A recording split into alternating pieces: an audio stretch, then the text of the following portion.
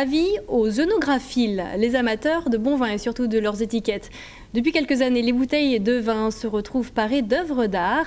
Dans la région, une trentaine de viticulteurs font appel à des artistes pour dessiner leurs étiquettes. Le reportage de Coralie Roland et Christian Lemel.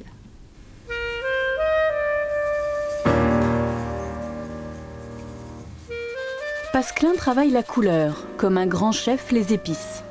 Savoureux mélange de couleurs, noires et blancs des plus pures.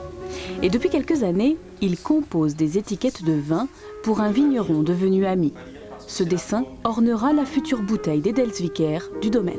J'ai opté pour un format carré, ce qui permet sur la bouteille d'Edelsviker, qui est quand même plus large à la base, d'avoir une meilleure occupation de l'espace. Non, mais l'espace on l'occupe bien, mais le fait de changer, de ne pas prendre une toile à l'huile, va aussi bien avec le vin. Je veux dire, on a le côté gastronomique, même une certaine richesse de l'Edel, mais dans une gamme plus simple.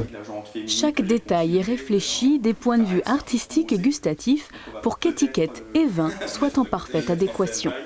Si mon vin ne produit pas d'émotion à celui qui le goûte, le consomme, je n'ai pas atteint mon but. L'étiquette et l'œuvre d'art de Pasquelin, en l'occurrence, doit susciter une émotion, une attirance. Ensuite, il faut que l'étiquette, donc le tableau, je dirais, représente tout simplement le vin. Il faut que le consommateur, lorsqu'il goûte le vin, goûte un complément de ce qu'il a vu sur l'étiquette. Il n'y a jamais d'étiquette avant le vin. Il y a toujours une étiquette pour un vin. Donc l'exigence préalable, c'est que je goûte ce vin. Donc l'inspiration vient suite à la dégustation. Des œuvres d'art sur les bouteilles de vin, cela n'a rien de nouveau.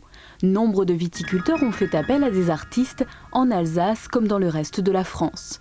Hansi, lui aussi, y est allé de ses étiquettes, même si ce n'est qu'une maigre partie de sa production. Il faut savoir qu'il s'inscrit dans la tradition ordinaire d'un artiste comme Schwindler, Lux par exemple, ou Schnuck, celui qui a illustré les plafonds de Königsbourg par exemple. Donc en fait, on lui a demandé, il a demandé à un moment donné, pour des besoins, je dirais, financiers, à réaliser des étiquettes et on lui a bien volonté de donner ce travail. Et cette mode fait quelques heureux, les œnographiles, entendez collectionneurs d'étiquettes de vin. L'étiquette attire souvent quand même le regard. Si vous avez un alignement de 10 mètres avec des bouteilles, quand il y a une belle couleur, un truc comme ça, ça attire l'œil. Hein. Et en général, maintenant, quand même, il faut dire, hein, en France, on fait du bon vin. Hein. Donc, et si en plus on a une belle étiquette, on a un petit peu tendance à chercher là. L'étiquette est le premier média du vin.